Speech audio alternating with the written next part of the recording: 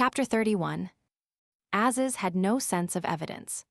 The sequence of his emotions decided his beliefs and led to the tragic coolness between himself and his English friend. They had conquered, but were not to be crowned. Fielding was away at a conference, and after the rumor about Miss Quested had been with him undisturbed for a few days, he assumed it was true.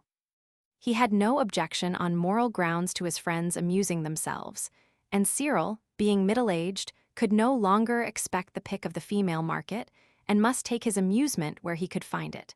But he resented him making up to this particular woman, whom he still regarded as his enemy. Also, why had he not been told? What is friendship without confidences? He himself had told things sometimes regarded as shocking, and the Englishman had listened, tolerant, but surrendering nothing in return. He met Fielding at the railway station on his return, agreed to dine with him, and then started taxing him by the oblique method, outwardly merry. An avowed European scandal there was, Mr. McBride and Miss Derrick. Miss Derrick's faithful attachment to Chandrapore was now explained. Mr. McBride had been caught in her room, and his wife was divorcing him. That pure-minded fellow. However, he will blame the Indian climate. Everything is our fault, really. Now, have I not discovered an important piece of news for you, Cyril? Not very, said Fielding, who took little interest in distant sins. Listen to mine. Aziz's face lit up. At the conference, it was settled. This evening will do for schoolmastry. I should go straight to the Minto now. The cholera looks bad. We begin to have local cases as well as imported. In fact, the whole of life is somewhat sad. The new civil surgeon is the same as the last, but does not yet dare to be. That is all any administrative change amounts to. All my suffering has won nothing for us, but look here, Cyril, while I remember it. There's gossip about you as well as McBride.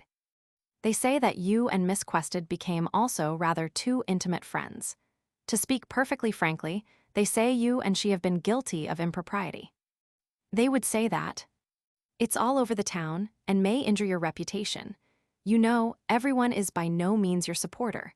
I have tried all I could to silence such a story.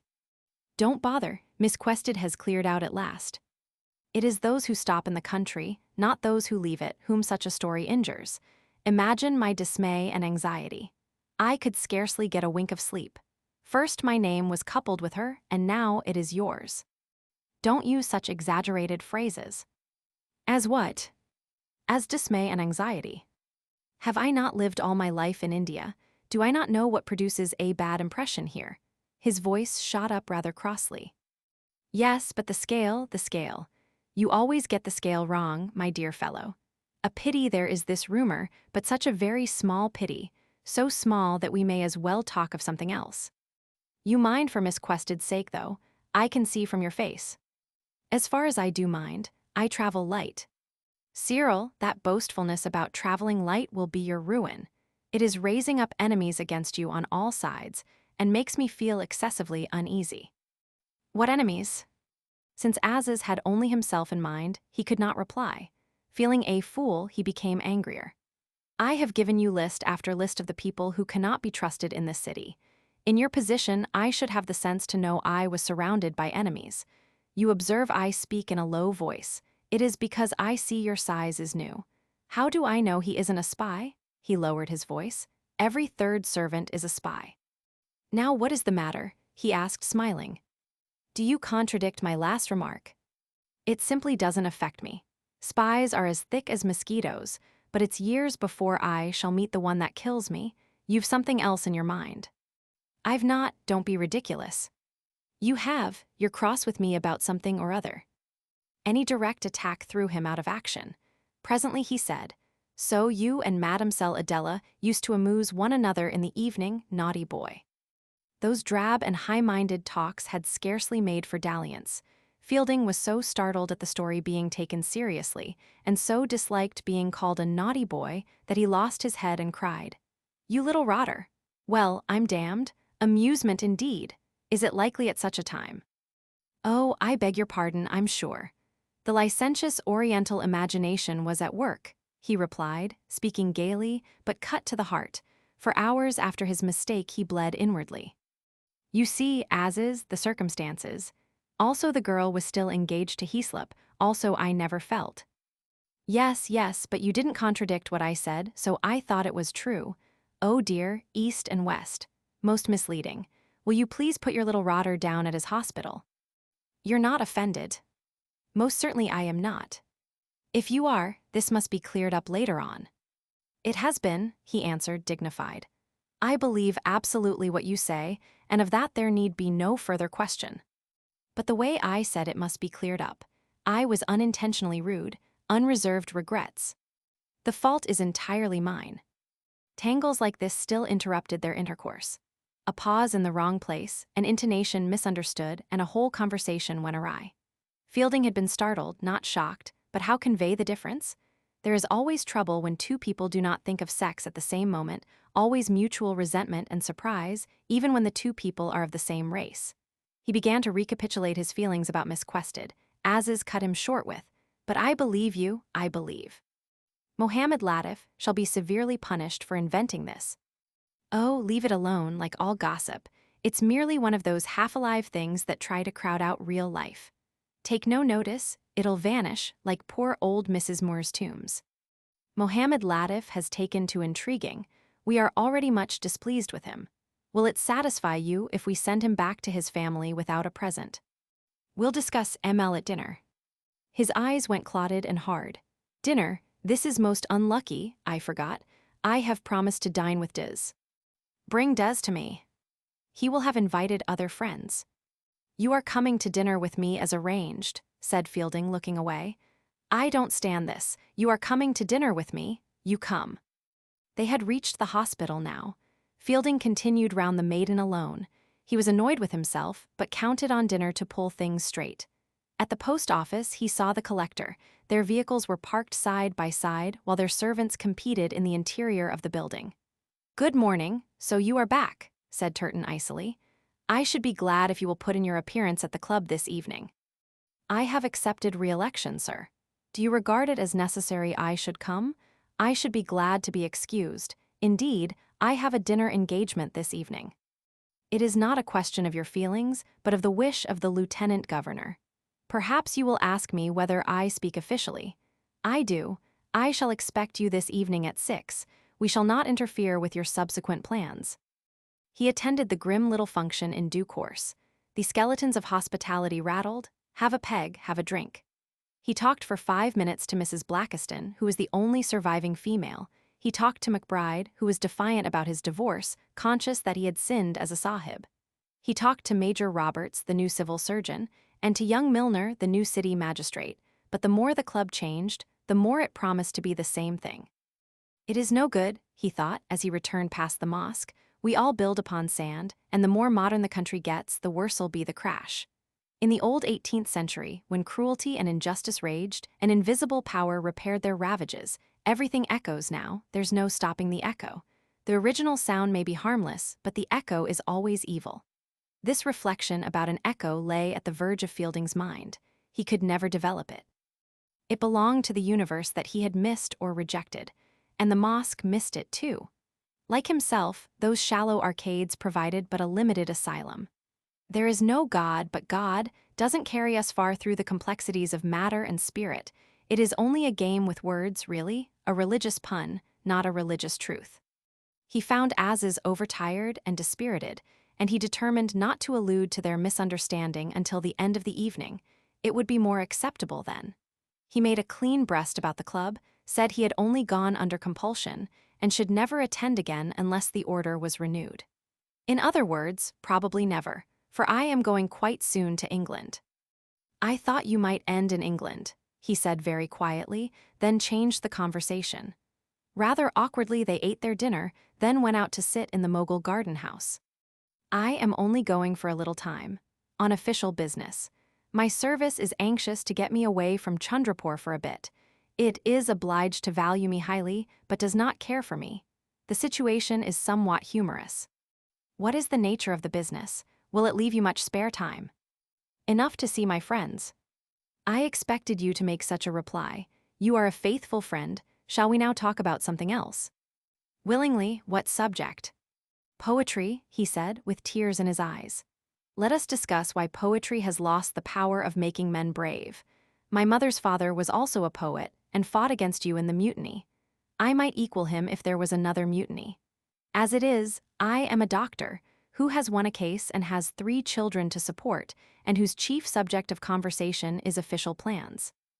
Let us talk about poetry. He turned his mind to the innocuous subject. You people are sadly circumstanced. Whatever are you to write about? You cannot say, the rose is faded, forevermore. We know it's faded.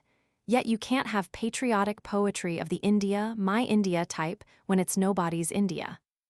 I like this conversation. It may lead to something interesting. You are quite right in thinking that poetry must touch life. When I knew you first, you used it as an incantation. I was a child when you knew me first. Everyone was my friend then, the friend, a Persian expression for God, but I do not want to be a religious poet either. I hoped you would be. Why, when you yourself are an atheist? There is something in religion that may not be true, but has not yet been sung. Explain in detail. Something that the Hindus have perhaps found. Let them sing it. Hindus are unable to sing. Cyril, you sometimes make a sensible remark. That will do for poetry for the present. Let us now return to your English visit. We haven't discussed poetry for 2 seconds, said the other, smiling. But Aziz was addicted to cameos. He held the tiny conversation in his hand and felt it epitomized his problem. For an instant, he recalled his wife, and, as happens when a memory is intense, the past became the future, and he saw her with him in a quiet Hindu jungle native state, far away from foreigners. He said, I suppose you will visit Miss Quested. If I have time, it will be strange seeing her in Hampstead. What is Hampstead? An artistic and thoughtful little suburb of London. And there she lives in comfort. You will enjoy seeing her. Dear me, I've got a headache this evening. Perhaps I am going to have cholera. With your permission, I'll leave early. When would you like the carriage? Don't trouble, I'll bike. But you haven't got your bicycle. My carriage fetched you, let it take you away. Sound reasoning, he said, trying to be gay. I have not got my bicycle, but I am seen too often in your carriage. I am thought to take advantage of your generosity by Mr. Ramchand. He was out of sorts and uneasy. The conversation jumped from topic to topic in a broken-backed fashion. They were affectionate and intimate, but nothing clicked tight. Aziz, you have forgiven me the stupid remark I made this morning. When you called me a little rotter. Yes, to my eternal confusion. You know how fond I am of you. That is nothing, of course. We all of us make mistakes. In a friendship such as ours, a few slips are of no consequence. But as he drove off, something depressed him, a dull pain of body or mind, waiting to rise to the surface. When he reached the bungalow, he wanted to return and say something very affectionate. Instead, he gave the sighs a heavy tip and sat down gloomily on the bed, and Hassan massaged him incompetently. The eye flies had colonized the top of an almirah. The red stains on the durry were thicker, for Mohammed Latif had slept here during his imprisonment and spat a good deal. The table drawer was scarred where the police had forced it open. Everything in Chandrapore was used up, including the air. The trouble rose to the surface now. He was suspicious. He suspected his friend of intending to marry Miss Quested for the sake of her money, and of going to England for that purpose. Huzur, for he had muttered. Look at those flies on the ceiling. Why have you not drowned them? Huzur, they return. Like all evil things. To divert the conversation, Hassan related how the kitchen boy had killed a snake, good, but killed it by cutting it in two, bad, because it becomes 2 snakes. When he breaks a plate, does it become 2 plates? Glasses and a new teapot will similarly be required, also for myself a coat. Aziz sighed, each for himself. One man needs a coat, another a rich wife, each approaches his goal by a clever detour. Fielding had saved the girl a fine of 20,000 rupees and now followed her to England. If he desired to marry her, all was explained. She would bring him a larger dowry. Aziz did not believe his own suspicions. Better if he had, for then he would have denounced and cleared the situation up. Suspicion and belief could in his mind exist side by side. They sprang from different sources and need never intermingle. Suspicion in the Oriental is a sort of malignant tumor, a mental malady that makes him self-conscious and unfriendly suddenly. He trusts and mistrusts at the same time in a way the Westerner cannot comprehend. It is his demon, as the Westerner's is hypocrisy.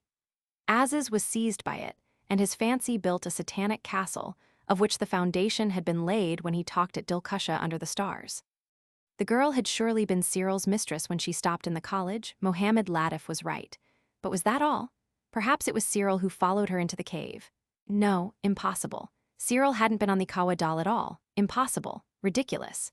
Yet the fancy left him trembling with misery. Such treachery, if true, would have been the worst in Indian history. Nothing so vile, not even the murder of Afzul Khan by Sivaji.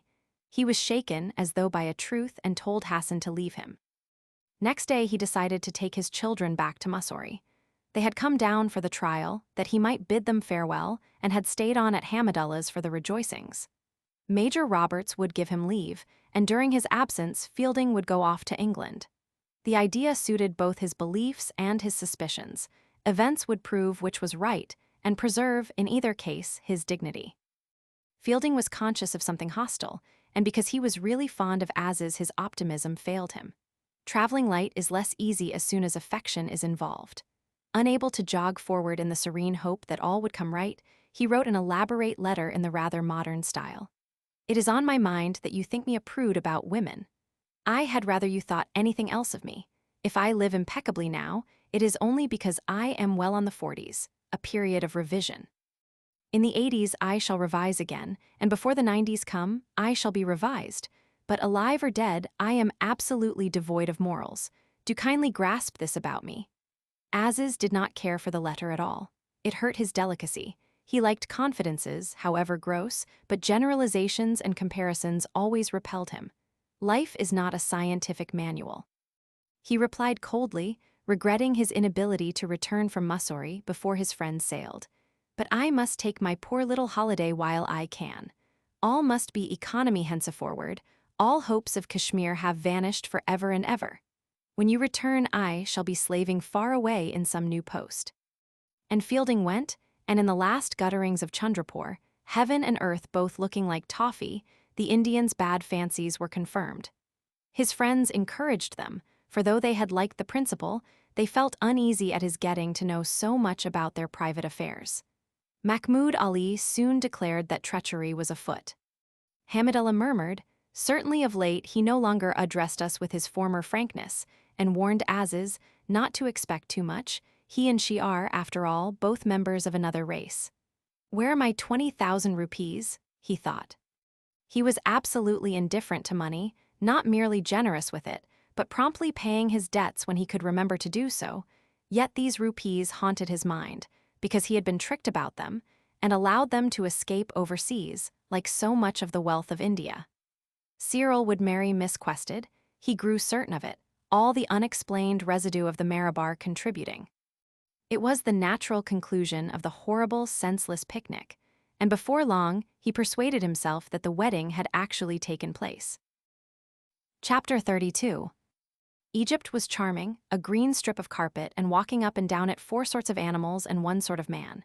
Fielding's business took him there for a few days. He re-embarked at Alexandria, bright blue sky, constant wind, clean low coastline, as against the intricacies of Bombay. Crete welcomed him next with the long snowy ridge of its mountains, and then came Venice. As he landed on the Piazzetta, a cup of beauty was lifted to his lips, and he drank with a sense of disloyalty. The buildings of Venice, like the mountains of Crete and the fields of Egypt, stood in the right place, whereas in poor India everything was placed wrong. He had forgotten the beauty of form among idle temples and lumpy hills. Indeed, without form, how can there be beauty? Form stammered here and there in a mosque, became rigid through nervousness even, but oh, these Italian churches. San Giorgio standing on the island which could scarcely have risen from the waves without it. The salute holding the entrance of a canal which, but for it, would not be the Grand Canal. In the old undergraduate days, he had wrapped himself up in the many-colored blanket of St. Mark S., but something more precious than mosaics and marbles was offered to him now. The harmony between the works of man and the earth that upholds them, the civilization that has escaped muddle, the spirit in a reasonable form, with flesh and blood subsisting. Writing picture postcards to his Indian friends, he felt that all of them would miss the joys he experienced now, the joys of form, and that this constituted a serious barrier. They would see the sumptuousness of Venice, not its shape, and though Venice was not Europe, It was part of the Mediterranean harmony. The Mediterranean is the human norm. When men leave that exquisite lake, whether through the Bosphorus or the Pillars of Hercules, they approach the monstrous and extraordinary, and the southern exit leads to the strangest experience of all. Turning his back on it yet again, he took the train northward, and tender romantic fancies that he thought were dead forever flowered when he saw the buttercups and daisies of June. Part 3, Temple. C. Chapter 33. Some hundreds of miles westward of the Marabar Hills, and 2 years later in time, Professor Narayan Godbole stands in the presence of God. God is not born yet, that will occur at midnight, but he has also been born centuries ago, nor can he ever be born because he is the Lord of the universe, who transcends human processes. He is, was not, was. He and Professor Godbole stood at opposite ends of the same strip of carpet. Tukaram, thou art my father and mother and everybody. Tukaram, thou art my father and mother and everybody. Tukaram, thou art my father and mother and everybody. Tukaram, thou art my father and mother and everybody. Tukaram. This corridor in the palace at Mao opened through other corridors into a courtyard. It was of beautiful hard white stucco, but its pillars and vaulting could scarcely be seen behind colored rags, iridescent balls, chandeliers of opaque pink glass, and murky photographs framed crookedly. At the end was the small but famous shrine of the dynastic cult, and the god to be born was largely a silver image the size of a teaspoon. Hindus sat on either side of the carpet where they could find room, or overflowed into the adjoining corridors and the courtyard. Hindus only mild-featured men, mostly villagers, for whom anything outside their villages passed in a dream. They were the toiling riot, whom some call the real India. Mixed with them sat a few tradesmen out of the little town, officials, courtiers, scions of the ruling house. Schoolboys kept inefficient order. The assembly was in a tender, happy state unknown to an English crowd. It seethed like a beneficent potion.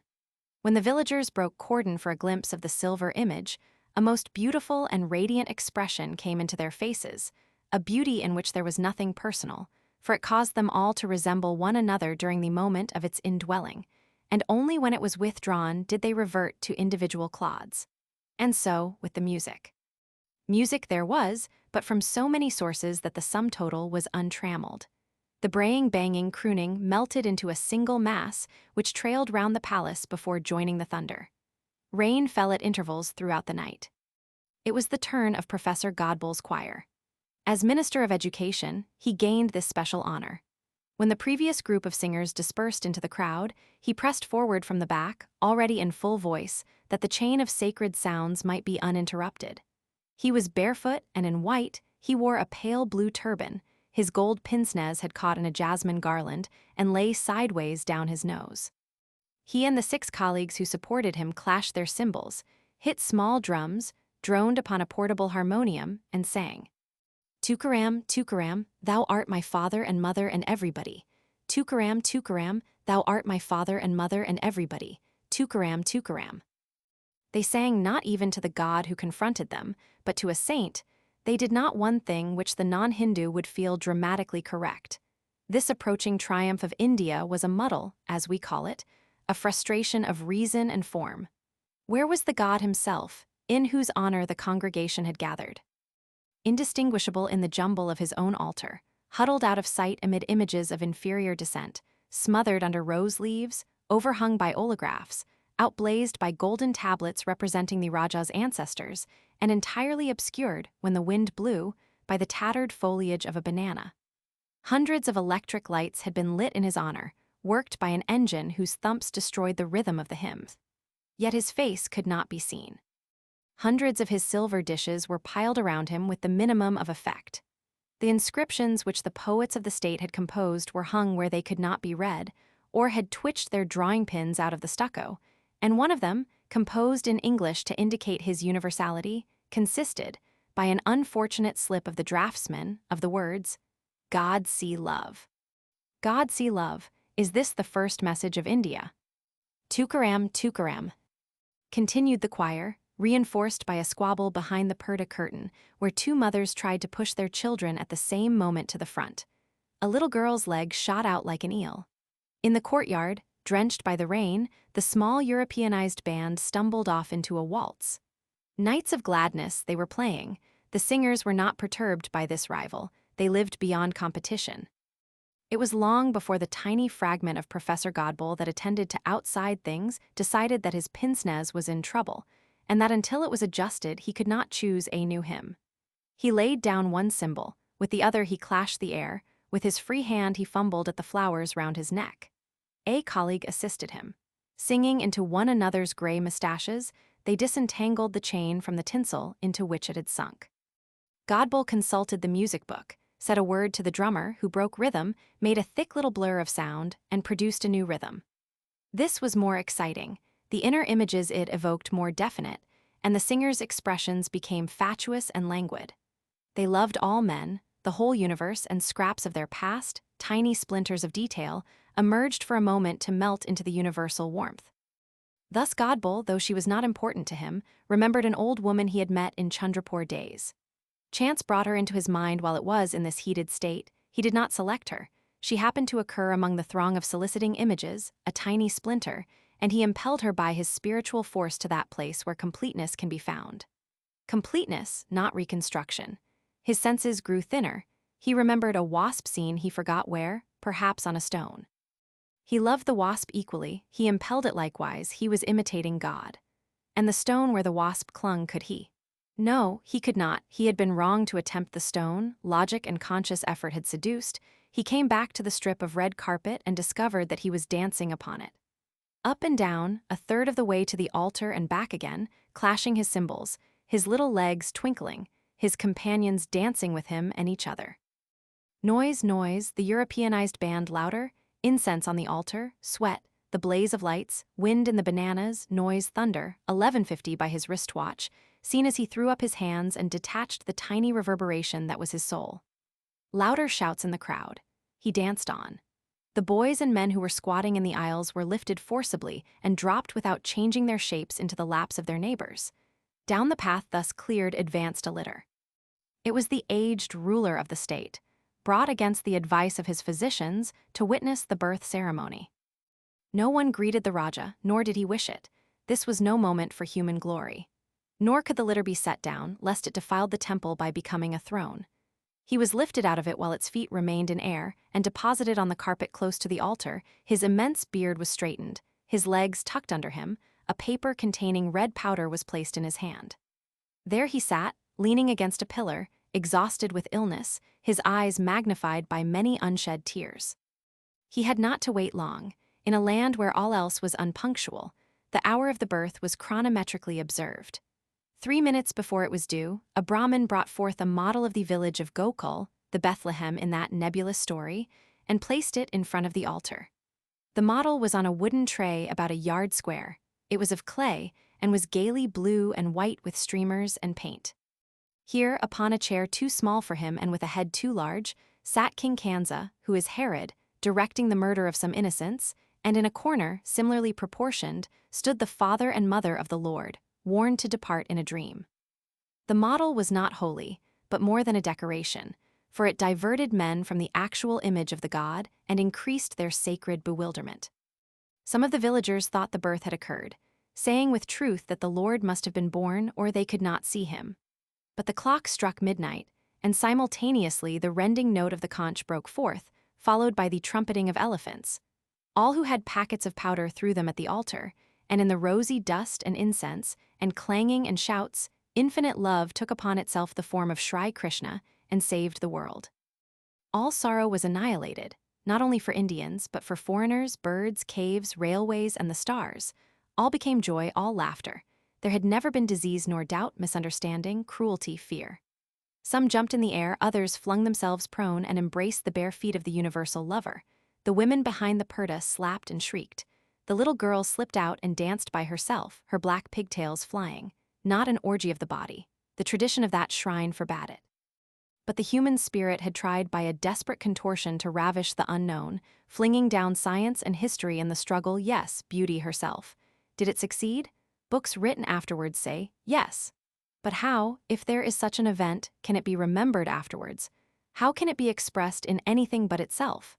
Not only from the unbeliever are mysteries hid, but the adept himself cannot retain them. He may think, if he chooses, that he has been with God, but as soon as he thinks it, it becomes history and falls under the rules of time. A cobra of papier-mâché now appeared on the carpet, also a wooden cradle swinging from a frame. Professor Godball approached the latter with a red silk napkin in his arms. The napkin was God, not that it was, and the image remained in the blur of the altar. It was just a napkin, folded into a shape which indicated a baby's. The professor dandled it and gave it to the Raja, who, making a great effort, said, "I name this child Shri Krishna," and tumbled it into the cradle. Tears poured from his eyes because he had seen the Lord's salvation. He was too weak to exhibit the silk baby to his people, his privilege in former years. His attendants lifted him up, a new path was cleared through the crowd, and he was carried away to a less sacred part of the palace. There, in a room accessible to Western science by an outer staircase, his physician, Dr. Aziz, awaited him. His Hindu physician, who had accompanied him to the shrine, briefly reported his symptoms. As the ecstasy receded, the invalid grew fretful. The bumping of the steam engine that worked the dynamo disturbed him, and he asked for what reason it had been introduced into his home. They replied that they would inquire and administered a sedative. Down in the sacred corridors, joy had seethed to jollity. It was their duty to play various games to amuse the newly born god and to simulate his sports with the wanton dairymaids of Brindaban. Butter played a prominent part in these. When the cradle had been removed, the principal nobles of the state gathered together for an innocent frolic. They removed their turbans, and one put a lump of butter on his forehead and waited for it to slide down his nose into his mouth. Before it could arrive, another stole up behind him, snatched the melting morsel, and swallowed it himself. All laughed exultantly at discovering that the divine sense of humor coincided with their own. God see love, there is fun in heaven. God can play practical jokes upon himself, draw chairs away from beneath his own posteriors, set his own turbans on fire, and steal his own petticoats when he bathes. By sacrificing good taste, this worship achieved what Christianity has shirked, the inclusion of merriment. All spirit as well as all matter must participate in salvation, and if practical jokes are banned, the circle is incomplete. Having swallowed the butter, they played another game which chanced to be graceful, the fondling of Shri Krishna under the similitude of a child. A pretty red and gold ball is thrown, and he who catches it chooses a child from the crowd, raises it in his arms, and carries it round to be caressed. All stroke the darling creature for the Creator's sake and murmur happy words. The child is restored to his parents, the ball thrown on, and another child becomes for a moment the world's desire. And the Lord bounds hither and thither through the aisles, chance, and the sport of chance, irradiating little mortals with his immortality. When they had played this long enough and being exempt from boredom, they played it again and again, they played it again and again. They took many sticks and hit them together, whack smack, as though they fought the Pandava wars and threshed and churned with them, and later on they hung from the roof of the temple in a net, a great black earthenware jar, which was painted here and there with red and wreathed with dried figs. Now came a rousing sport. Springing up, they struck at the jar with their sticks. It cracked, broke, and a mass of greasy rice and milk poured onto their faces. They ate and smeared one another's mouths and dived between each other's legs for what had been pashed upon the carpet. This way and that spread the divine mess until the line of schoolboys, who had somewhat fended off the crowd, broke for their share. The corridors, the courtyard, were filled with benign confusion. Also the flies awoke and claimed their share of God's bounty. There was no quarreling, owing to the nature of the gift, for blessed is the man who confers it on another, he imitates God.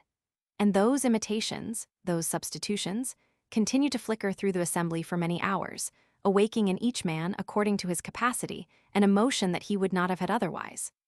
No definite image survived. At the birth it was questionable whether a silver doll or a mud village or a silk napkin or an intangible spirit or a pious resolution had been born. Perhaps all these things, perhaps none, perhaps all birth is an allegory. Still, it was the main event of the religious year. It caused strange thoughts. Covered with grease and dust, Professor Godball had once more developed the life of his spirit. He had, with increasing vividness, again seen Mrs. Moore, and round her faintly clinging forms of trouble. He was a Brahmin, she Christian, but it made no difference. It made no difference whether she was a trick of his memory or a telepathic appeal. It was his duty, as it was his desire, to place himself in the position of the god and to love her, and to place himself in her position and to say to the god, "Come, come, come, come." This was all he could do. How inadequate, but each according to his own capacities, and he knew that his own were small. One old Englishwoman and one little wasp, he thought, as he stepped out of the temple into the gray of a pouring wet morning. It does not seem much, still it is more than I am myself. Chapter 34. Dr. Aziz left the palace at the same time. As he returned to his house, which stood in a pleasant garden further up the main street of the town, he could see his old patron paddling and capering in the slush ahead.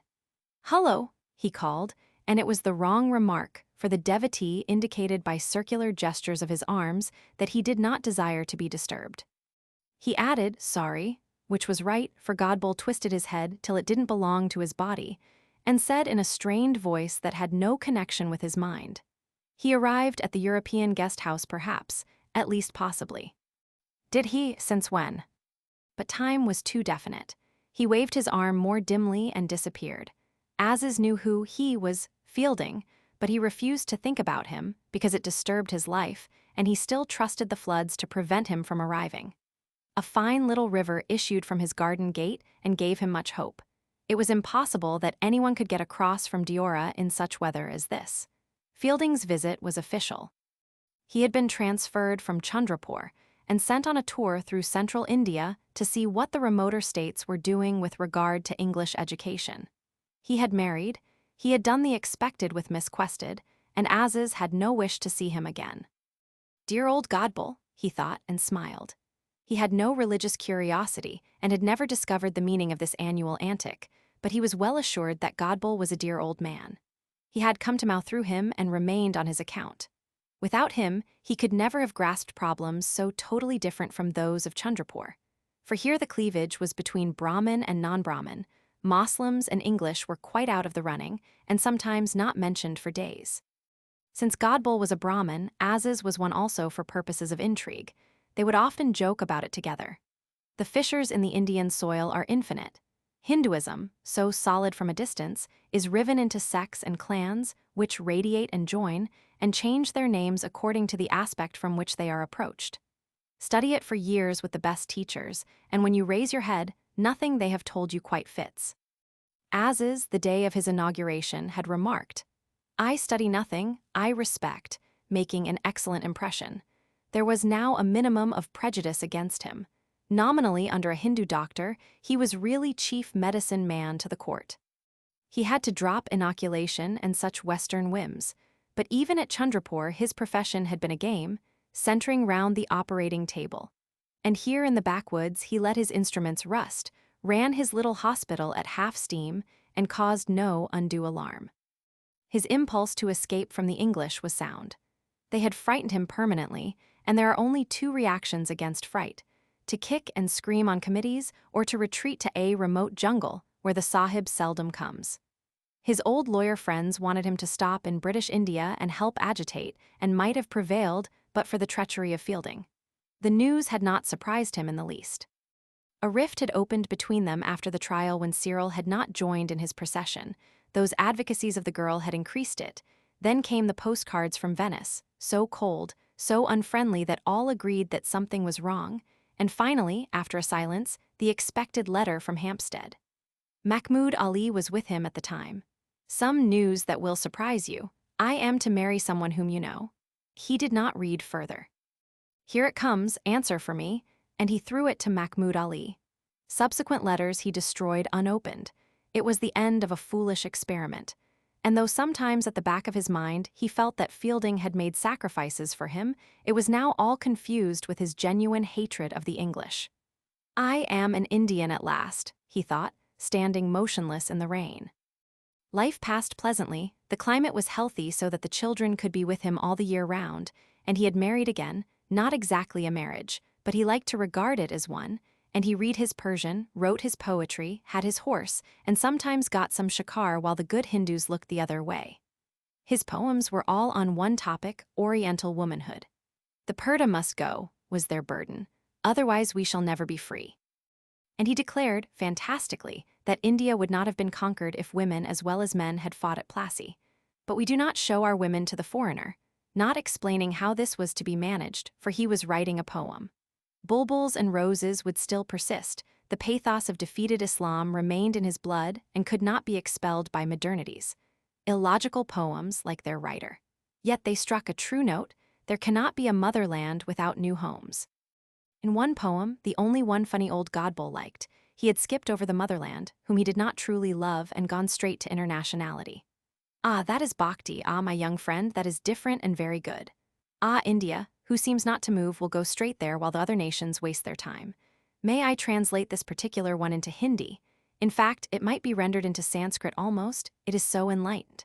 Yes, of course, all your other poems are very good too. His Highness was saying to Colonel Maggs last time he came that we are proud of you, simpering slightly. Colonel Maggs was the political agent for the neighborhood and Aziz's dejected opponent. The Criminal Investigation Department kept an eye on Aziz ever since the trial. They had nothing actionable against him, but Indians who have been unfortunate must be watched, and to the end of his life he remained under observation, thanks to Miss Quested's mistake. Colonel Maggs learnt with concern that a suspect was coming to Mao, and, adopting a playful manner, rallied the old Raja for permitting a Moslem doctor to approach his sacred person. A few years ago, the Raja would have taken the hint, for the political agent then had been a formidable figure, descending with all the thunders of empire when it was most inconvenient, turning the polity inside out, requiring motor cars and tiger hunts, trees cut down that impeded the view from the guest house, cows milked in his presence, and generally arrogating the control of internal affairs. But there had been a change of policy in high quarters. Local thunders were no longer endorsed, and the group of little states that composed the agency discovered this and began comparing notes with fruitful result. To see how much, or how little, Colonel Maggs would stand became an agreeable game at Mao, which was played by all the departments of state. He had to stand the appointment of Dr. Aziz. The Raja did not take the hint, but replied that Hindus were less exclusive than formerly, thanks to the enlightened commands of the viceroy, and he felt it his duty to move with the times. Yes, all had gone well hitherto, but now, when the rest of the state was plunged in its festival, he had a crisis of a very different sort. A note awaited him at his house. There was no doubt that Fielding had arrived overnight, nor much doubt that Godbull knew of his arrival, for the note was addressed to him, and he had read it before sending it on to Aziz and had written in the margin, "Is not this delightful news, but unfortunately my religious duties prevent me from taking any action." Fielding announced that he had inspected Mudcull, Miss Derrick's former preserve, that he had nearly been drowned at Diora, that he had reached Mao according to timetable and hoped to remain there 2 days, studying the various educational innovations of his old friend. Nor had he come alone. His wife and her brother accompanied him, and then the note turned into the sort of note that always did arrive from the state guest house. Wanting something. No eggs. Mosquito nets torn. When would they pay their respects to His Highness? Was it correct that a torchlight procession would take place? If so, might they view it? They didn't want to give trouble, but if they might stand in a balcony, or if they might go out in a boat. Aziz tore the note up. He had had enough of showing misquested native life, treacherous, hideous harridan, bad people altogether.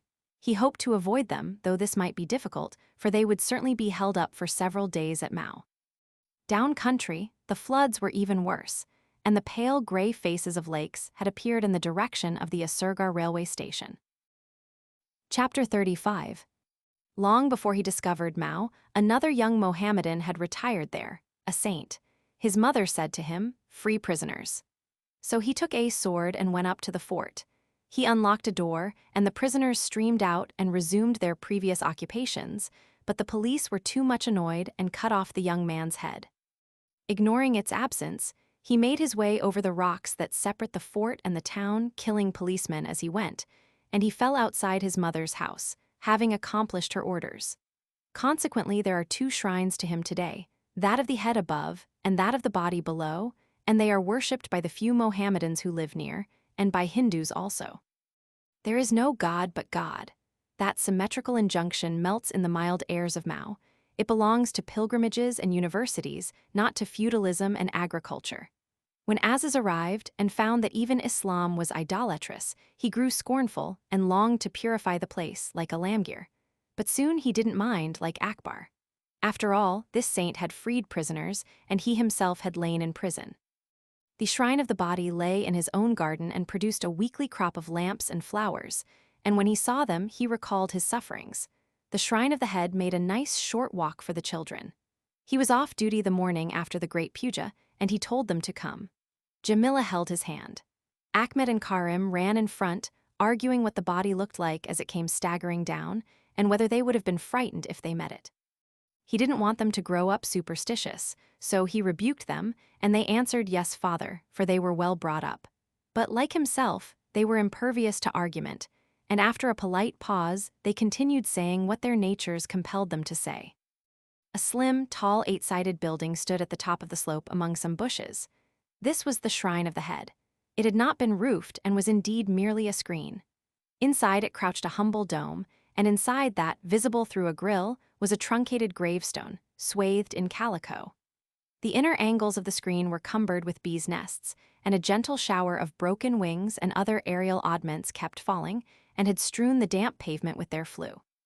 Ahmed, apprised by Mohammed Latif of the character of the bee, said, "They will not hurt us whose lives are chaste," and pushed boldly in. His sister was more cautious. From the shrine they went to a mosque, which in size and design resembled a fire screen. The arcades of Chandrapore had shrunk to a flat piece of ornamental stucco, with protuberances at either end to suggest minarets. The funny little thing didn't even stand straight, for the rock on which it had been put was slipping down the hill. It and the shrine were a strange outcome of the protests of Arabia. They wandered over the old fort, now deserted, and admired the various views. The scenery, according to their standards, was delightful, the sky gray and black, bellyfuls of rain all over it, the earth pocked with pools of water and slimy with mud. A magnificent monsoon, the best for 3 years, the tanks already full, bumper crops possible.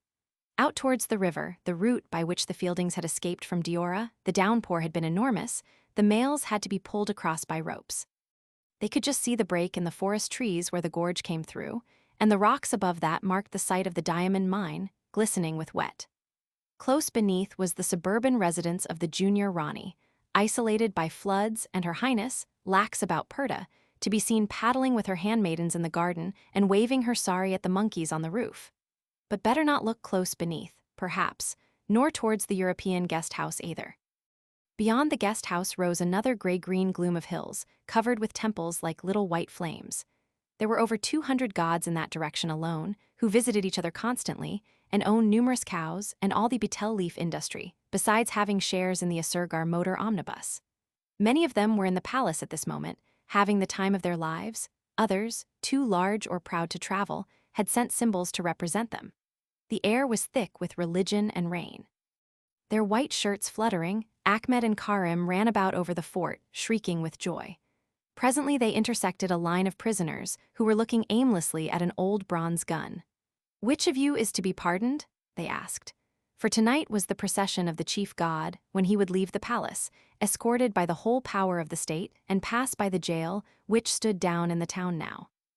As he did so, troubling the waters of our civilization, one prisoner would be released, and then he would proceed to the great Mao tank that stretched as far as the guest house garden, where something else would happen, some final or subsidiary apotheosis, after which he would submit to the experience of sleep. The Aziz family did not grasp as much as this, being Moslem, but the visit to the jail was common knowledge. Smiling, with downcast eyes, the prisoners discussed with the gentry their chances of salvation. Except for the irons on their legs, they resembled other men, nor did they feel different. 5 of them, who had not yet been brought to trial, could expect no pardon, but all who had been convicted were full of hope.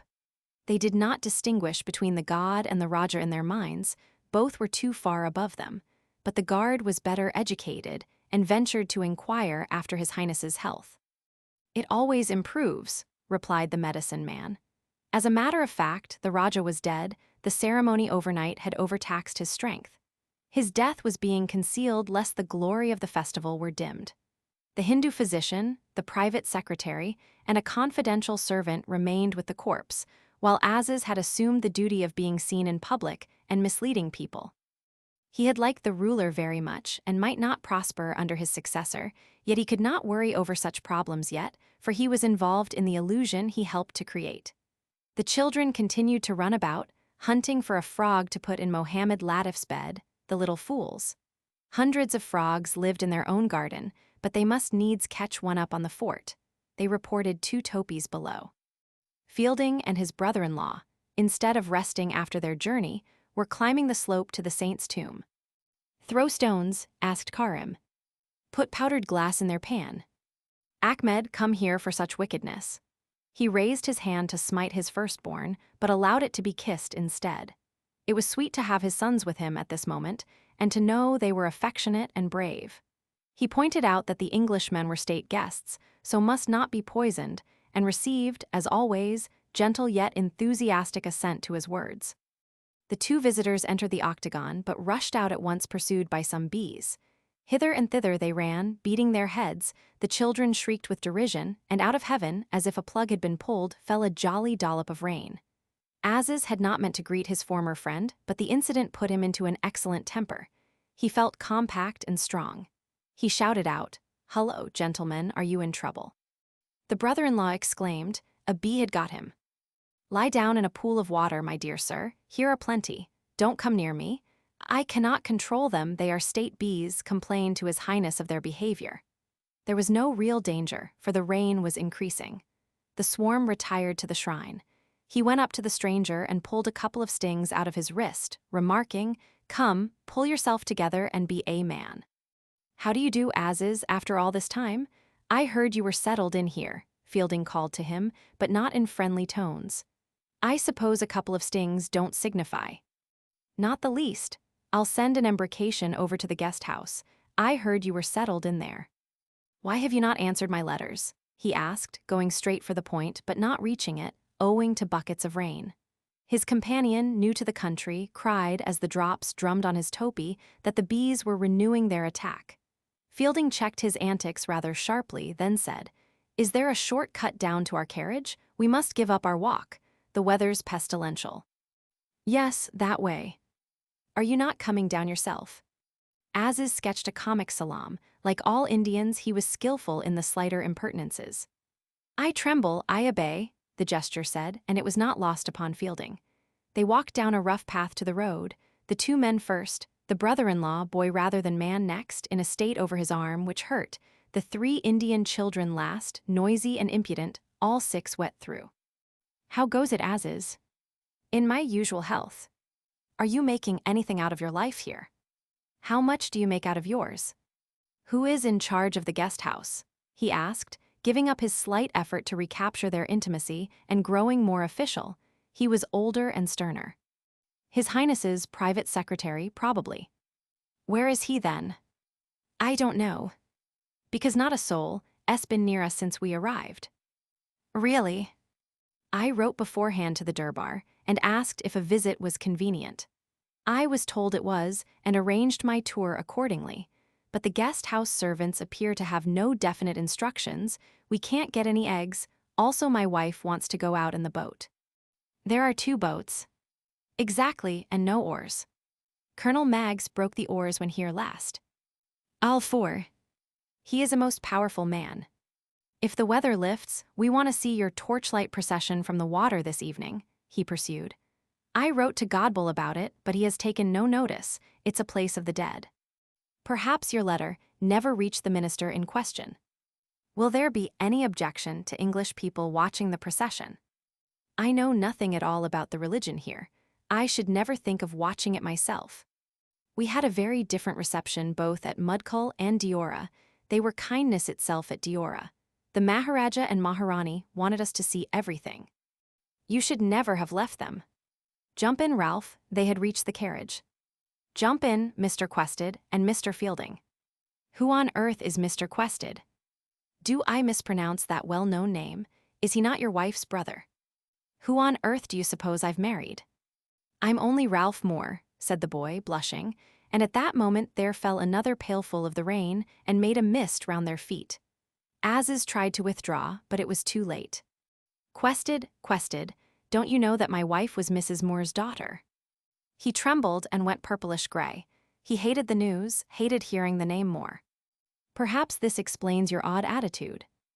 "And pray, what is wrong with my attitude?" "The preposterous letter. You allowed Mahmoud Ali to write for you. This is a very useless conversation, I consider. However did you make such a mistake? Said Fielding, more friendly than before, but scathing and scornful. It's almost unbelievable. I should think I wrote you half a dozen times, mentioning my wife by name. Miss Quested, what an extraordinary notion. From his smile, Aziz guessed that Stella was beautiful. Miss Quested is our best friend, she introduced us, but what an amazing notion. Aziz, we must thrash this misunderstanding out later on. It is clearly some devilry of Mahmoud Ali's. He knows perfectly well I married Miss Moore. He called her Heaslip's sister in his insolent letter to me. The name woke furies in him. So she is, and here is Heaslip's brother and you his brother-in-law, and goodbye. Shame turned into a rage that brought back his self-respect. What does it matter to me who you marry? Don't trouble me here at Mao is all I ask. I do not want you, I do not want one of you in my private life, with my dying breath I say it. Yes, I made a foolish blunder, despise me and feel cold. I thought you married my enemy, I never read your letter. Mahmoud Ali deceived me. I thought you'd stolen my money, but he clapped his hands together and his children gathered round him. It's as if you stole it. I forgive Mahmoud Ali all things because he loved me. Then pausing, while the rain exploded like pistols, he said, my heart is for my own people henceforward, and turned away. Cyril followed him through the mud, apologizing, laughing a little, wanting to argue and reconstruct, pointing out with irrefragable logic that he had married, not Heaslip's betrothed, but Heaslip's sister. What difference did it make at this hour of the day? He had built his life on a mistake, but he had built it. Speaking in Urdu that the children might understand, he said, please do not follow us, whomever you marry. I wish no Englishman or Englishwoman to be my friend. He returned to the house excited and happy. It had been an uneasy, uncanny moment when Mrs. Moore's name was mentioned, stirring memories. Miss Moore, as though she was coming to help him. She had always been so good, and that youth whom he had scarcely looked at was her son, Ralph Moore, Stella and Ralph, whom he had promised to be kind to, and Stella had married Cyril. Chapter 36. All the time the palace ceased not to thrum and tum-tum. The revelation was over, but its effect lasted, and its effect was to make men feel that the revelation had not yet come. Hope existed despite fulfillment, as it will be in heaven.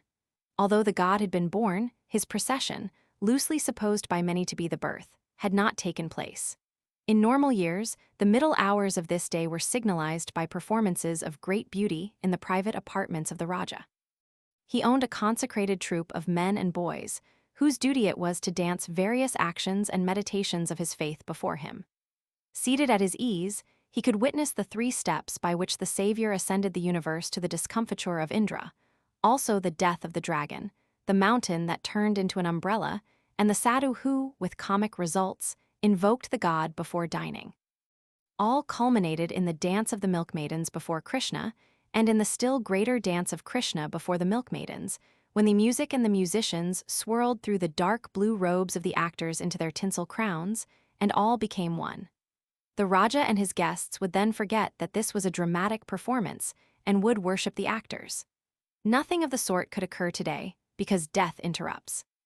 It interrupted less here than in Europe. Its pathos was less poignant, its irony less cruel. There were 2 claimants to the throne, unfortunately, who were in the palace now and suspected what had happened, yet they made no trouble, because religion is a living force to the Hindus, and can at certain moments fling down everything that is petty and temporary in their natures. The festival flowed on, wild and sincere, and all men loved each other, and avoided by instinct whatever could cause inconvenience or pain. Aziz could not understand this, any more than an average Christian could. He was puzzled that Mao should suddenly be purged from suspicion and self-seeking. Although he was an outsider and excluded from their rights, they were always particularly charming to him at this time. He and his household received small courtesies and presents just because he was outside. He had nothing to do all day, except to send the embrocation over to the guest house, and towards sunset he remembered it and looked round his house for a local palliative, for the dispensary was shut. He found a tin of ointment belonging to Mohammed Latif, who was unwilling it should be removed, for magic words had been spoken over it while it was being boiled down, but Aziz promised that he would bring it back after application to the stings. He wanted an excuse for a ride.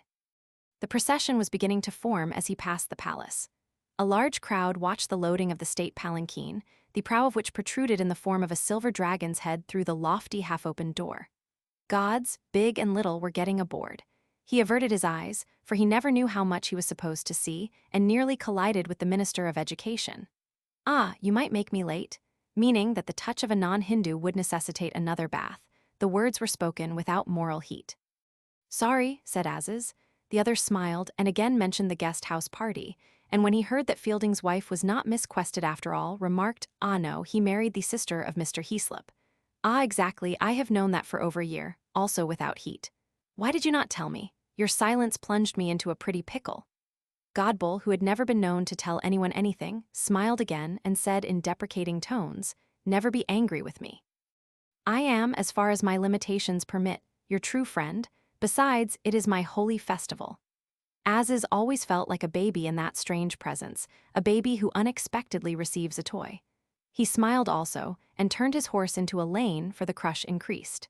The sweepers' band was arriving.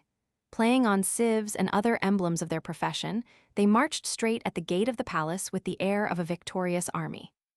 All other music was silent, for this was ritually the moment of the despised and rejected. The god could not issue from his temple until the unclean sweepers played their tune. They were the spot of filth without which the spirit cannot cohere. For an instant the scene was magnificent. The doors were thrown open, and the whole court was seen inside. Barefoot and dressed in white robes, in the fairway stood the Ark of the Lord, covered with cloth of gold and flanked by peacock fans and by stiff circular banners of crimson. It was full to the brim with statuettes and flowers. As it rose from the earth on the shoulders of its bearers, the friendly sun of the monsoons shone forth and flooded the world with color, so that the yellow tigers painted on the palace walls seemed to spring, and pink and green skeins of cloud to link up the upper sky. The palanquin moved. The lane was full of state elephants, who would follow it, their howdahs empty out of humility. Aziz did not pay attention to these sanctities, for they had no connection with his own. He felt bored, slightly cynical, like his own dear Emperor Babur, who came down from the north and found in Hindustan no good fruit, no fresh water or witty conversation, not even a friend. The lane led quickly out of the town on to high rocks and jungle. Here he drew rein and examined the great Mautank, which lay exposed beneath him to its remotest curve. Reflecting the evening clouds, it filled the netherworld with an equal splendor, so that earth and sky leant toward one another, about to clash in ecstasy. He spat, cynical again, more cynical than before. For in the center of the burnished circle a small black blot was advancing, the guest houseboat. Those English had improvised something to take the place of oars, and were proceeding in their work of patrolling India. The sight endeared the Hindus by comparison, and looking back at the milk-white hump of the palace, he hoped that they would enjoy carrying their idol about, for at all events it did not pry into other people's lives. This pose of seeing India, which had seduced him to Miss Quested at Chandrapore, was only a form of ruling India. No sympathy lay behind it. He knew exactly what was going on in the boat as the party gazed at the steps down which the image would presently descend, and debated how near they might row without getting into trouble officially. He did not give up his ride, for there would be servants at the guest house whom he could question. A little information never comes amiss. He took the path by the somber promontory that contained the royal tombs. Like the palace, they were of snowy stucco and gleamed by their internal light, but their radiance grew ghostly under approaching night. The promontory was covered with lofty trees, and the fruit bats were unhooking from the boughs and making kissing sounds as they grazed the surface of the tank. Hanging upside down all the day, they had grown thirsty. The signs of the contented Indian evening multiplied. Frogs on all sides, cow dung burning eternally, a flock of belated hornbills overhead, looking like winged skeletons as they flapped across the gloaming. There was death in the air, but not sadness. A compromise had been made between destiny and desire, and even the heart of man acquiesced. The European guest house stood 200 feet above the water, on the crest of a rocky and wooded spur that jutted from the jungle. By the time Aziz arrived, the water had paled to a film of mauve-gray, and the boat vanished entirely. A sentry slept in the guest house porch, lamps burned in the cruciform of the deserted rooms. He went from one room to another, inquisitive and malicious. 2 letters lying on the piano rewarded him, and he pounced and read them promptly. He was not ashamed to do this. The sanctity of private correspondence has never been ratified by the East. Moreover, Mr. McBride had read all his letters in the past and spread their contents. One letter, the more interesting of the two, was from Heaslip to Fielding. It threw light on the mentality of his former friend, and it hardened him further against him. Much of it was about Ralph Moore, who appeared to be almost an imbecile. Hand on my brother whenever suits you. I write to you because he is sure to make a bad bunderbust. Then, I quite agree. Life is too short to cherish grievances. Also, I'm relieved you feel able to come into line with the oppressors of India to some extent. We need all the support we can get. I hope that next time Stella comes my way she will bring you with her, when I will make you as comfortable as a bachelor can. It's certainly time we met. My sister's marriage to you coming after my mother's death and my own difficulties did upset me, and I was unreasonable. It is about time we made it up properly, as you say. Let us leave it at faults on both sides. Glad about your son and heir. When next any of you write to Adela, do give her some sort of message from me, for I should like to make my peace with her too. You are lucky to be out of British India at the present moment. Incident after incident, all due to propaganda, but we can't lay our hands on the connecting thread. The longer one lives here, the more certain one gets that everything hangs together. My personal opinion is, it's the Jews. Thus far the red-nosed boy. Aziz was distracted for a moment by blurred sounds coming from over the water. The procession was underway. The second letter was from Miss Quested to Mrs. Fielding. It contained one or two interesting touches. The writer hoped that Ralph will enjoy his India more than I did mine, and appeared to have given him money for this purpose, my debt which I shall never repay in person. What debt did Miss Quested imagine she owed the country? He did not relish the phrase. Talk of Ralph's health. It was all Stella and Ralph, even Cyril and Ronnie, all so friendly and sensible, and written in a spirit he could not command. He envied the easy intercourse that is only possible in a nation whose women are free. These 5 people were making up their little difficulties and closing their broken ranks against the alien. Even Heaslip was coming in. Hence the strength of England, and in a spurt of temper he hit the piano. And since the notes had swollen and stuck together in groups of 3s, he produced a remarkable noise. Oh, who is that?" said a nervous and respectful voice. He could not remember where he had heard its tones before. Something moved in the twilight of an adjoining room. He replied, "State doctor, ridden over to inquire, very little English," slipped the letters into his pocket, and to show that he had free entry to the guest house, struck the piano again. Ralph Moore came into the light. What a strange-looking youth, tall, prematurely aged, the big blue eyes faded with anxiety, the hair impoverished and tousled. Not a type that is often exported imperially. The doctor in Aziz's thought, born of too old a mother. The poet found him rather beautiful. I was unable to call earlier owing to pressure of work. How are the celebrated bee stings? He asked patronizingly. I was resting. They thought I had better. They throb rather. His timidity and evident newness had complicated effects on the malcontent. Speaking threateningly, he said, "Come here, please allow me to look." They were practically alone, and he could treat the patient as Calendar had treated Nureddin. "You said this morning." The best of doctors make mistakes. "Come here, please, for the diagnosis under the lamp. I am pressed for time." "Ugh. What is the matter, pray?" "Your hands are unkind." He started and glanced down at them. The extraordinary youth was right, and he put them behind his back before replying with outward anger, "What the devil have my hands to do with you? This is a most strange remark. I am a qualified doctor, who will not hurt you." "I don't mind pain. There is no pain." "No pain." "Not really." "Excellent news," sneered Aziz.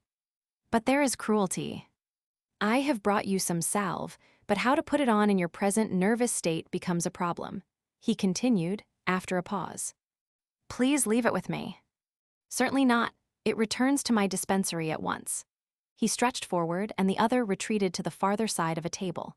"Now, do you want me to treat your stings, or do you prefer an English doctor? There is one at Asurgar. Asurgar is 40 miles away and the Ringnod Dam broken. Now you see how you are placed. I think I had better see Mr. Fielding about you. This is really great nonsense, your present behavior." "They are out in a boat," he replied, glancing about him for support. Aziz feigned intense surprise. "They have not gone in the direction of Mao, I hope. On a night like this, the people become most fanatical. And, as if to confirm him, there was a sob, as though the lips of a giant had parted. The procession was approaching the jail.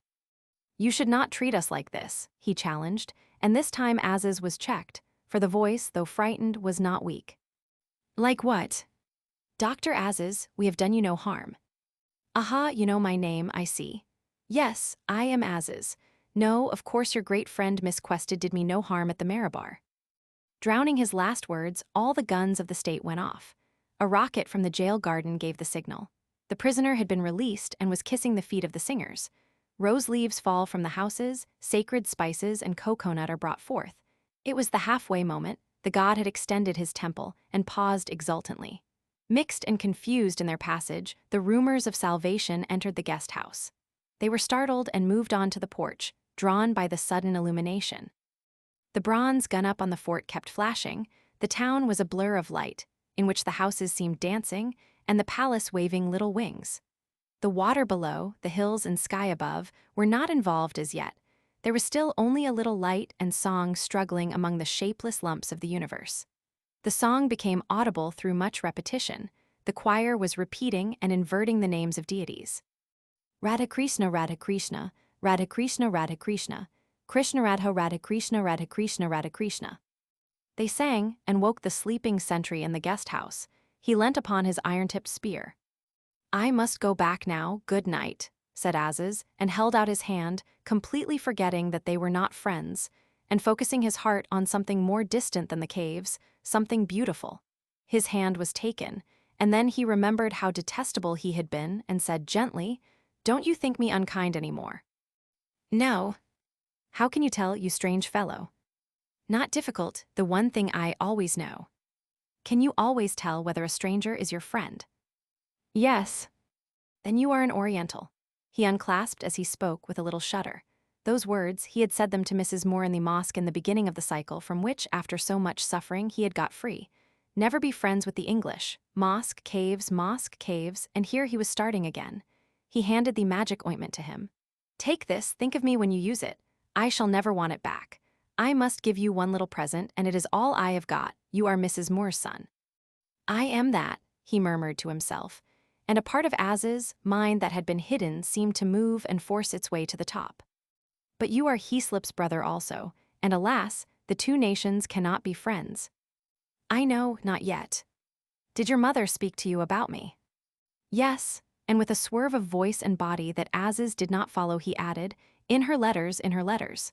She loved you." "Yes, your mother was my best friend in all the world." He was silent, puzzled by his own great gratitude. What did this eternal goodness of Mrs. Moore amount to? To nothing, if brought to the test of thought. She had not borne witness in his favor, nor visited him in the prison, yet she had stolen to the depths of his heart, and he always adored her. "This is our monsoon, the best weather," he said, while the lights of the procession waved as though embroidered on an agitated curtain. "How I wish she could have seen them, our rains.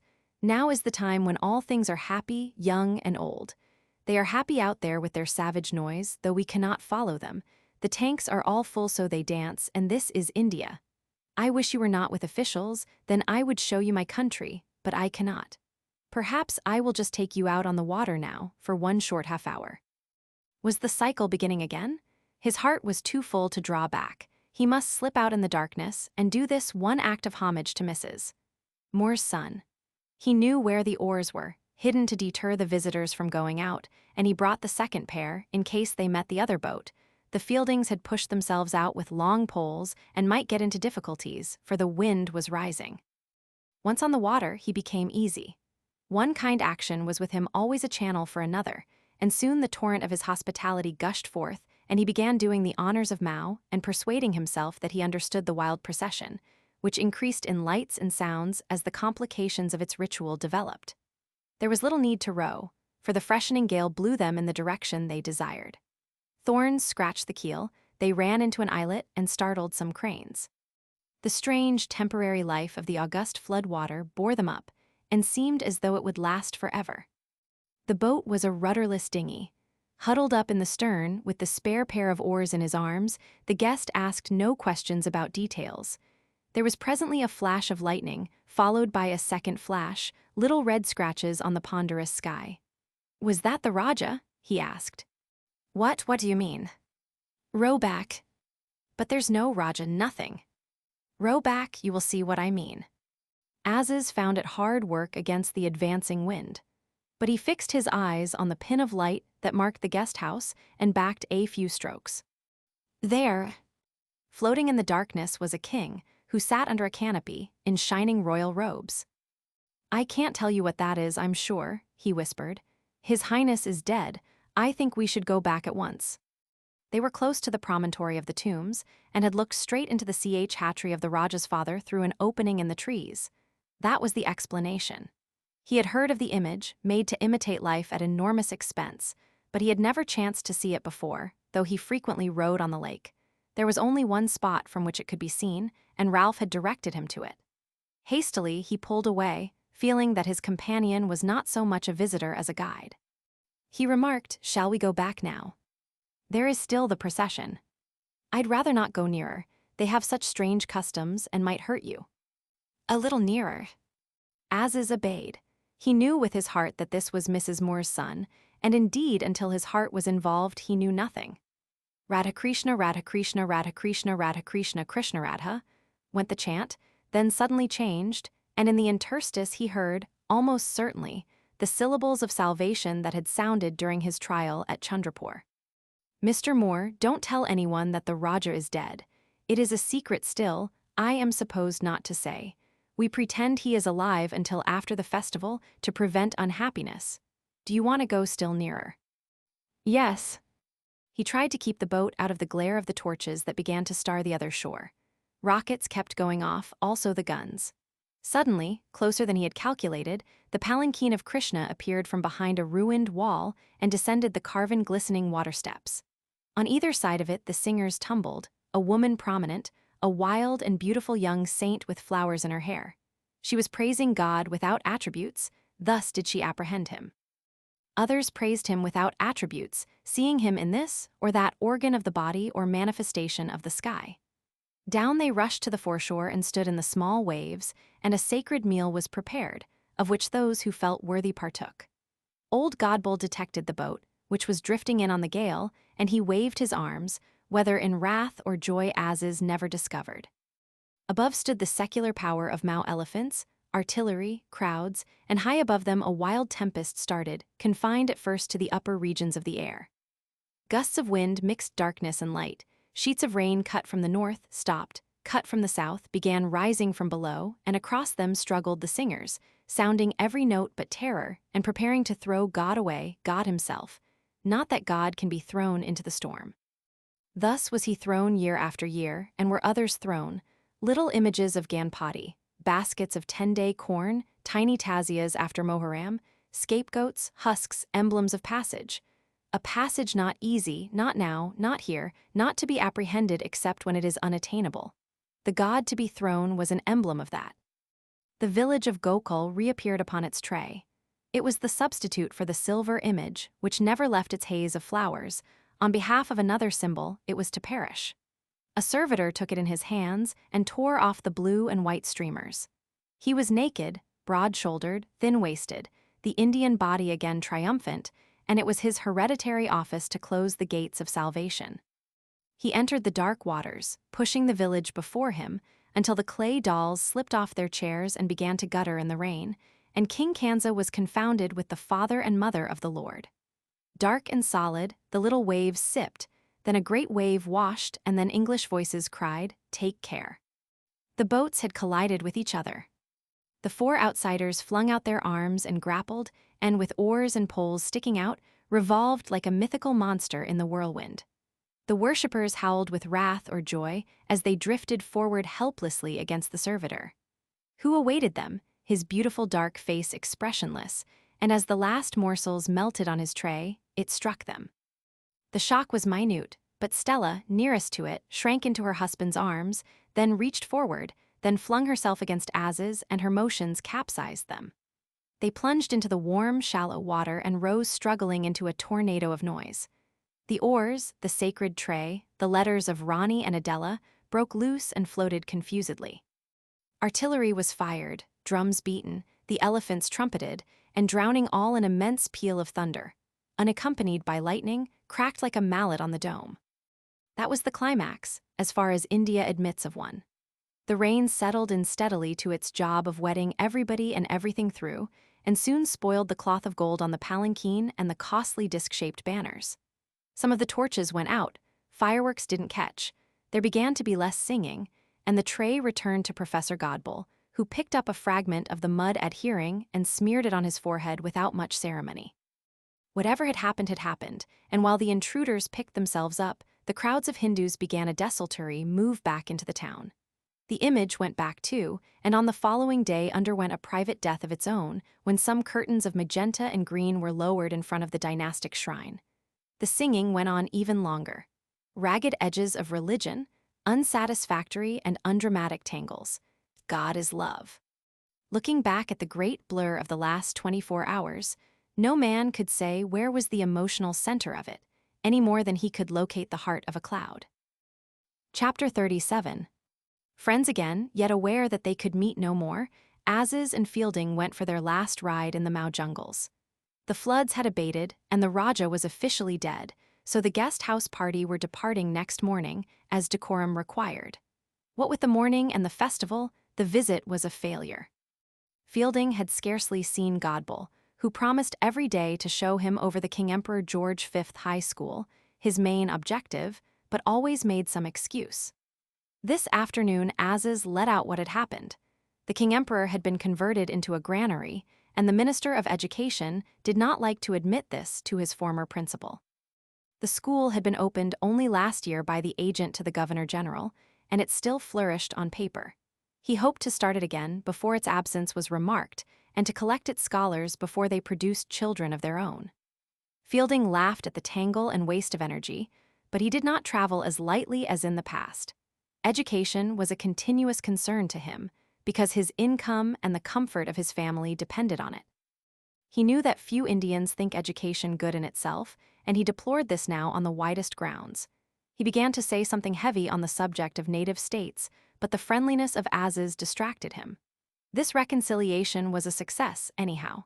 After the funny shipwreck, there had been no more nonsense or bitterness, and they went back laughingly to their old relationship as if nothing had happened.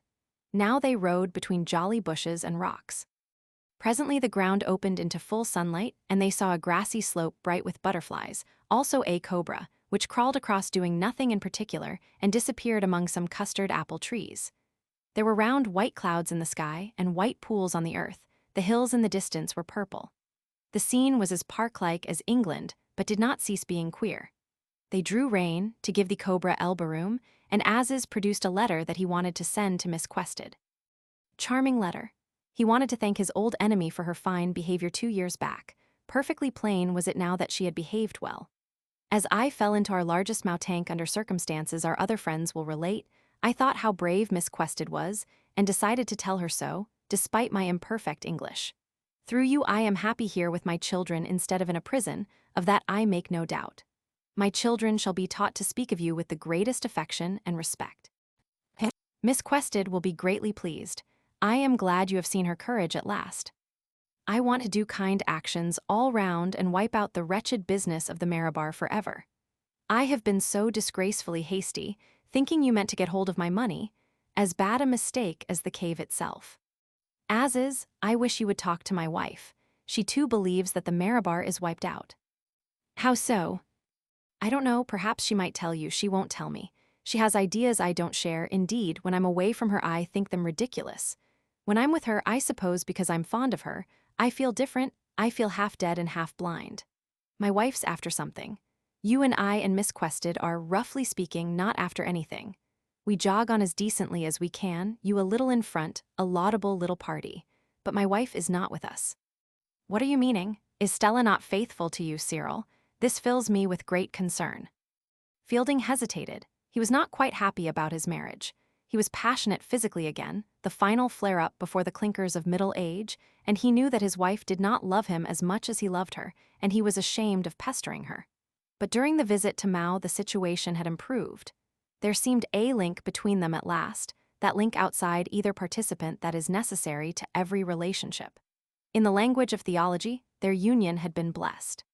He could assure Aziz that Stella was not only faithful to him, but likely to become more so, and trying to express what was not clear to himself, he added dully that different people had different points of view.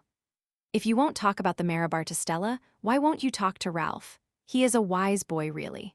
And same metaphor, he rides a little behind her, though with her. Tell him also, I have nothing to say to him, but he is indeed a wise boy and has always one Indian friend. I partly love him because he brought me back to you to say goodbye. For this is goodbye, Cyril, though to think about it will spoil our ride and make us sad. No, we won't think about it.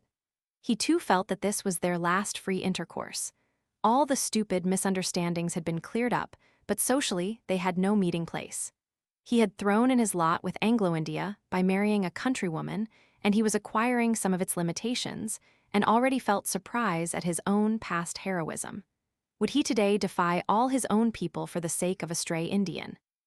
Aziz was a memento, a trophy. They were proud of each other, yet they must inevitably part. And, anxious to make what he could of this last afternoon, he forced himself to speak intimately about his wife, the person most dear to him. He said, from her point of view, Mao has been a success. It calmed her. Both of them suffer from restlessness. She found something soothing, some solution of her queer troubles here. After a silence, myriads of kisses around them as the earth drew the water in, he continued. Do you know anything about this Krishna business? My dear chap, officially they call it Gokul Ashtami. All the state offices are closed, but how else should it concern you and me? Gokul is the village where Krishna was born. Well, more or less born, for there's the same hovering between it and another village as between Bethlehem and Nazareth. What I want to discover is its spiritual side, if it has one. It is useless discussing Hindus with me. Living with them teaches me no more. When I think I annoy them, I do not. When I think I don't annoy them, I do. Perhaps they will sack me for tumbling on to their doll's house. On the other hand, perhaps they will double my salary. Time will prove. Why so curious about them? It's difficult to explain. I never really understood or liked them, except an occasional scrap of Godbull. Does the old fellow still say, come, come? Oh, presumably. Fielding sighed, opened his lips, shut them, then said with a little laugh, I can't explain because it isn't in words at all, but why do my wife and her brother like Hinduism, though they take no interest in its forms? They won't talk to me about this. They know I think a certain side of their lives is a mistake and are shy. That's why I wish you would talk to them, for at all events you're Oriental. Aziz refused to reply. He didn't want to meet Stella and Ralph again, knew they didn't want to meet him, was incurious about their secrets, and felt good old Cyril to be a bit clumsy. Something not a sight, but a sound flitted past him and caused him to reread his letter to Miss Quested. Hadn't he wanted to say something else to her? Taking out his pen, he added, For my own part, I shall henceforth connect you with the name that is very sacred in my mind, namely Mrs. Moore. When he had finished, the mirror of the scenery was shattered, the meadow disintegrated into butterflies. A poem about Mecca, the Kaaba of Union, the thorn bushes where pilgrims die before they have seen the friend, they flitted next. He thought of his wife. And then the whole semi-mystic, semi-sensuous overturn, so characteristic of his spiritual life, came to end like a landslip and rested in its due place, and he found himself riding in the jungle with his dear Cyril. Oh, shut up, he said. Don't spoil our last hour with foolish questions. Leave Krishna alone and talk about something sensible. They did. All the way back to Mao they wrangled about politics. Each had hardened since Chandrapore, and a good knockabout proved enjoyable. They trusted each other, although they were going to part, perhaps because they were going to part. Fielding had no further use for politeness, he said, meaning that the British Empire really can't be abolished because it's rude. Aziz retorted, Very well, and we have no use for you, and glared at him with abstract hate. Fielding said, Away from us, Indians go to seed at once. Look at the King Emperor High School. Look at you forgetting your medicine and going back to charms. Look at your poems. Jolly good poems, I'm getting published Bombay side. Yes, and what do they say? Free our women and India will be free. Try it, my lad. Free your own lady in the first place, and see who'll wash Ahmed Karim and Jamila's faces. A nice situation. Aziz grew more excited. He rose in his stirrups and pulled at his horse's head in the hope it would rear. Then he should feel in a battle, he cried. Clear out, all you Turtons and Burtons. We wanted to know you 10 years back, now it's too late. If we see you and sit on your committees, it's for political reasons, don't you make any mistake. His horse did rear. Clear out, I say. Why are we put to so much suffering? We used to blame you, now we blame ourselves, we grow wiser. Until England is in difficulties we keep silent, but in the next European war, aha, then is our time. He paused, and the scenery, though it smiled, fell like a gravestone on any human hope. They cantered past a temple to Hanuman, God so loved the world that he took monkey's flesh upon him, and past a Sivite temple, which invited to lust, but under the semblance of eternity, its obscenities bearing no relation to those of our flesh and blood. They splashed through butterflies and frogs, great trees with leaves like plates rose among the brushwood. The divisions of daily life were returning, the shrine had almost shut. Who do you want instead of the English? The Japanese? Jeered Fielding, drawing rein. No, the Afghans, my own ancestors. Oh, your Hindu friends will like that, won't they? It will be arranged, a conference of Oriental statesmen. It will indeed be arranged. Old story of we will rob every man and rape every woman from Peshawar to Calcutta, I suppose, which you get some nobody to repeat and then quote every week in the Pioneer in order to frighten us into retaining you. We know. Still he couldn't quite fit in Afghans at Mao, and finding he was in a corner, made his horse rear again until he remembered that he had, or ought to have, a motherland. Then he shouted, India shall be a nation, no foreigners of any sort. Hindu and Moslem and Sikh and all shall be one.